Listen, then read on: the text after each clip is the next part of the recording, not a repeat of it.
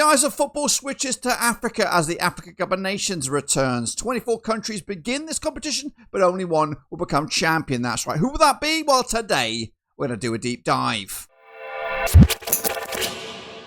That's right, folks. Back once again with another video. Today we're going to preview the latest country in my list of the Africa Cup of Nations. Can they go the distance or will they be eliminated at the first hurdle? What am I talking about? Well, I'll tell you in a second. If you're new, where you've been, stop what you're doing, swallow what you're chewing, and smash the old subscribe. Your one-stop shop for Blackburn Rovers, Africa Cup of Nations, and world football is right here, boys and girls. We'll have previews, reviews, watch-alongs, and predictions, all that kind of stuff, and everything in between. So do us a favor, hit the like and hit the subscribe. Also, a big shout out to the members and the patrons. You know who you are. But anyway, we're going to get right in the deep end and preview the next nation. Who is it? Well, I'll tell you.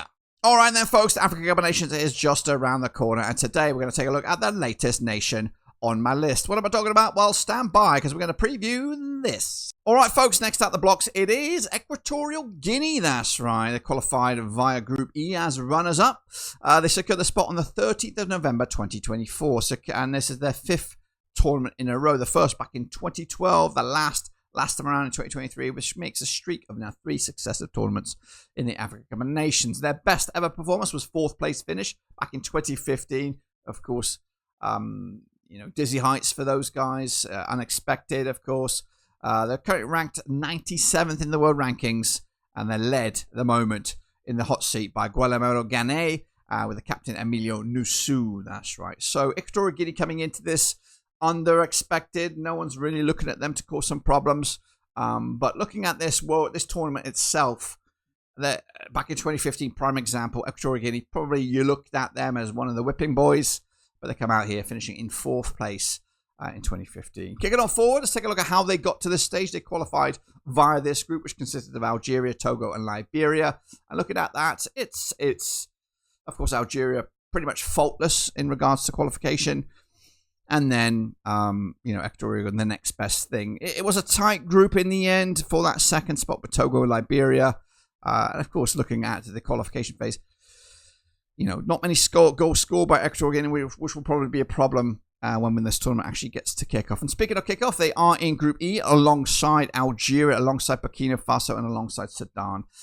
Excuse me. And looking at that, it does look like it's going to be a mountain to climb for Equatorial Guinea. But having said that, stranger things have happened. And of course, back in 2015 was just a prime example. They do kick it all off on match number 1 against Burkina Faso. That's on Christmas Eve, 24th. Then it's Equatorial Guinea up against Sudan, match number 2. A must-win game, you would imagine, for Equatorial Guinea. And that one win would be enough, I think, for them to get through to the knockout stages. And then they wrap it up against high-flying, one of the favourites, Algeria. So, with all that bet said and done, the bookies have their opinion. They have 100 to 1 for Equatorial Guinea to go the distance. But if they get to that stage back in 2015 of the semi-finals, that 100 to 1 looks like good value at this point. However, I do expect a bit of a struggle for them. Somehow, I've got them making it through the last 16 via that group. That group does look tricky. Sudan definitely the weaker of the 4 nations. Equatorial Guinea must win that game. Otherwise, that last 16 prediction of mine will look stupid as they'll crash out. A draw is not good enough. They have to win one game.